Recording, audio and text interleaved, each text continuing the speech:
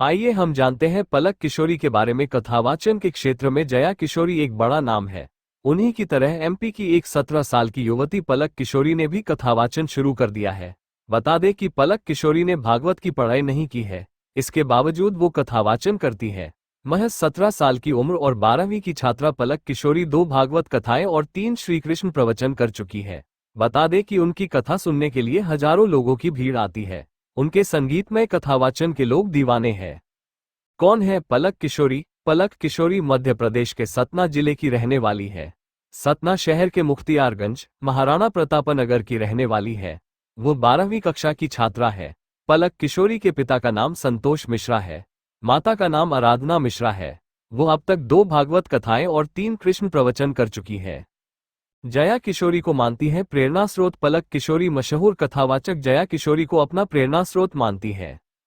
पलक किशोरी ने बताया कि जिस तरह जया किशोरी जी भागवत कथा करती हैं और उनके सुविचार आते हैं, उनके वीडियोज देखकर मैं प्रेरित हुई और अब उनके मार्गदर्शन में कथावाचन भी कर रही है। पलक किशोरी ने बताया कि उनके भक्तगण उन्हें जया किशोरी कहकर बुलाते हैं। उन्होंने बताया कि अब वो जया किशोरी की तरह ही कथा करने लगी है। पलक किशोरी ने बताया कि वह मशहूर कथावाचक जया किशोरी को अपना आदर्श भी मानती है और उनके वीडियोज देखकर सीखती है। उन्होंने बताया कि उनकी शैली जया किशोरी से मिलती जुलती है, इसलिए सोशल मीडिया पर लोग उन्हें जया किशोरी के नाम से ही बुलाते हैं। कब शुरू किया था प्रवचन? पलक किशोरी ने बताया कि उन्होंने पहली बार 2021 में नवरात्रि के पर्व पर कथावाचन किया था। नवरात्रि पर उन्होंने लगभग 2 घंटे तक कृष्ण प्रवचन किया था।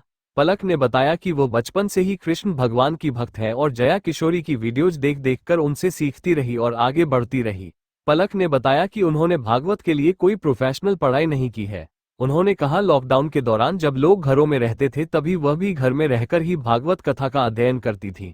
उन्होंने बताया कि अध्ययन करते करते वो कथावाचन करने लगी। लक की आवाज सुनने वाले लोग ये कहते हैं कि उसकी अक्ल शक्ल है, वो बोलने का अंदाज जया किशोरी जैसा है। हालांकि पलक के परिजन इसे महज सहयोग के अलावा कुछ नहीं मानते। पलक के बड़े पिता मनीष मिश्रा बताते हैं कि पलक अभी महज 17 वर्ष की है और वो कक्षा 12वीं की पढ़ाई कर रही है। कथा सुनाने का हुनर और अंदाज किसी प्रोफेशनल कथावाचक से कम नहीं है। पलक मध्य प्रदेश के रीवा से ताल्लुक रखती है। उन्होंने बताया कि पलक का जन्म 24 दिसंबर 2005 को रीवा के पुष्पराज नगर स्थित उनके पुश्तैनी मकान हुआ था। वो उनके छोटे भाई अधिवक्ता सतीश मिश्रा की बेटी है। 2 बड़ी बहनें अपराजिता मिश्रा, अदिति मिश्रा और भाई मानस के साथ पलक को बचपन से ही घर का धार्मिक माहौल मिला। ब्राह्मण परिवार के धार्मिक विचारधारा तथा बड़े पिता के धार्मिक प्रवृत्ति के होने की वजह से घर में आए दिन धार्मिक अनुष्ठान होते रहते थे। 3 भाई बहनों में सिर्फ पलक के दिलो दिमाग पर इसका गहरा असर हुआ और उसका रुझान पूजा पाठ और धार्मिक किताबों की ओर होने लगा।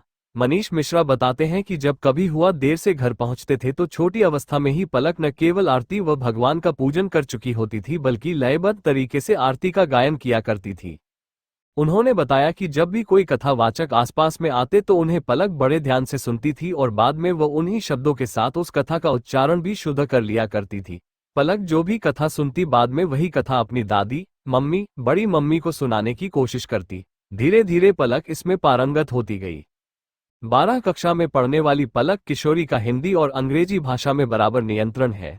पलक जब व्यास गद्दी से श्रीमद् भागवत कथा और कृष्ण कथा का वाचन करती हैं या फिर उसके बीच मोटिवेशनल स्पीच देती हैं तो शुद्ध हिंदी वाचन एवं कम उम्र होने के कारण श्रोता भावविभोर हो जाते हैं।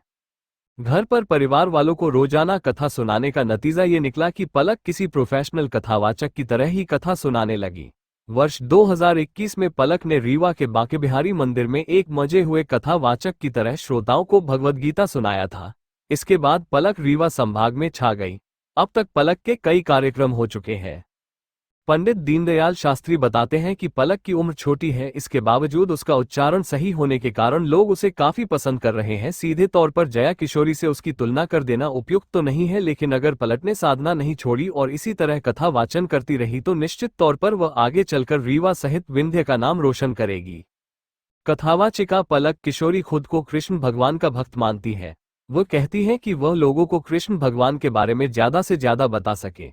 इस दौरान उन्होंने एक कथन याद दिलाते हुए कहा कि भगवान कृष्ण कहते हैं, यह मत देखो कि दुनिया ने आपको क्या दिया, बल्कि ये देखो कि दुनिया को आप क्या दे रहे हो।